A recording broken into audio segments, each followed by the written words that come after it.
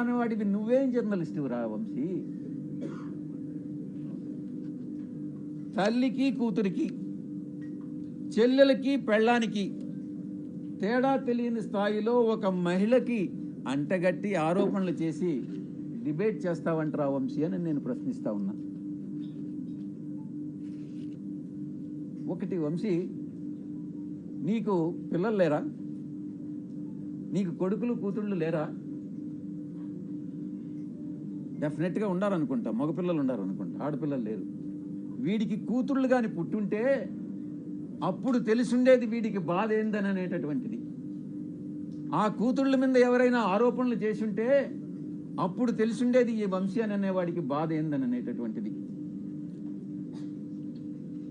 అప్పుడు ఆ పిల్లల పైన ఇప్పుడు నీకు నీకు నీకు కొడుకులు ఉన్నారా?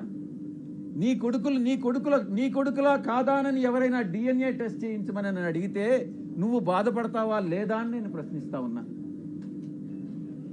ఇక సాంబడు గురించి తెలుసుకోవాలి. సాంబడు కాసేపు అయిపోవచ్చింది, కాసేపు నిశ్శబ్దంగా ఉండండి వెనుకుండేటటువంటి వాళ్ళు, లేకుంటే ఇక్కడికి వచ్చి స్టేజ్ మీద మీరే మాట్లాడండి, నేను కూడా వింటా. సాంబడి గురించి చెప్పుకోవాలనంటే సంధ్యా శ్రీధర్ రావుని అడగాలి. నాకంటే ఎక్కువ ఆయనే చెప్తాడు. వీడి పెట్రోల్ బంక్ని ఎలా దోచేసింది, ఎవరిని లోపరుచుకొని అడుక్కునే స్థాయి నుంచి ఆడంబరం స్థాయి వరకు ఎలా వెదిగాడు వీడి సాంబడు, సంధ్యా శ్రీధరే ఎక్కువ బాగా చెప్తాడు. ఇక ఏబిఎన్ డిస్కషన్లో చేసేటటువంటి వెంకట్ గాడు ఉన్నాడు.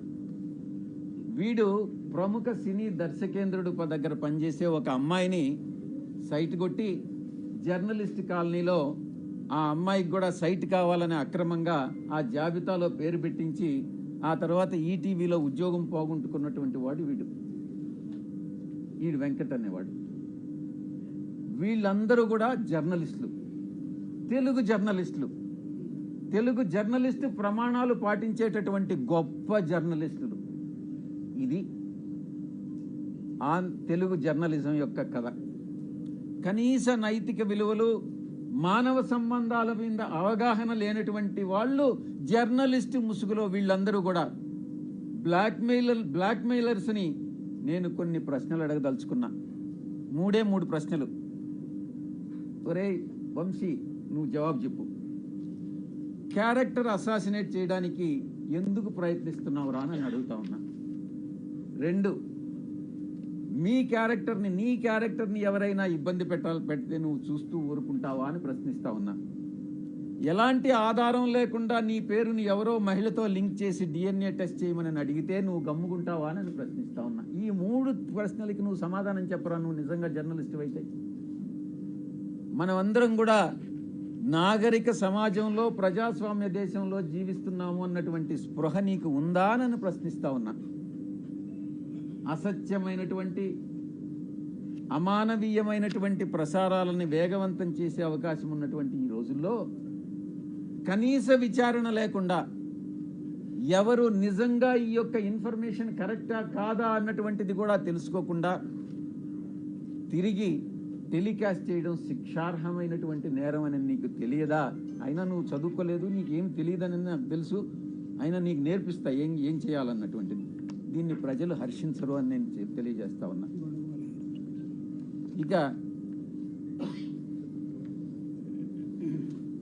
ఇంకొక విషయం కూడా నేను మీకు చేయదలుచుకున్నా. గతంలో ఒక 2.5 సంవత్సరం కిందట అప్పట్లో రామోజీరావు మీద కోపం వచ్చి నేను కూడా ఒక ఛానల్ స్టార్ట్ చేయాలని నేను ఒక నిర్ణయం తీసుకున్నా. అది ఓపెన్గా కూడా అనౌన్స్ చేశాను. కానీ కొన్ని కారణాల వల్ల మా అధ్యక్షులు నువ్వు అనవసరంగా లాస్ అయిపోతావన్నా, ఎందుకు మన ఛానల్ ఉంది కదా అని అంటే మళ్ళీ గమ్మైపోయాను. కానీ ఈరోజు నిర్ణయం తీసుకున్నా. అరే వీడు దేనికి పనికిరానటువంటి వాడు ఈ వంశీ అనేటటువంటి వంశీగాడు ఛానల్ స్టార్ట్ చేయంగా ఒక ఎంపీగా ఉండి సమాజంలో ఒక పలుకుబడి ఉండి ఒక మంచి సేవ చేయాలన్నటువంటి దృక్పథం ఉన్నటువంటి నేను ఛానల్ స్టార్ట్ చేయలేనా?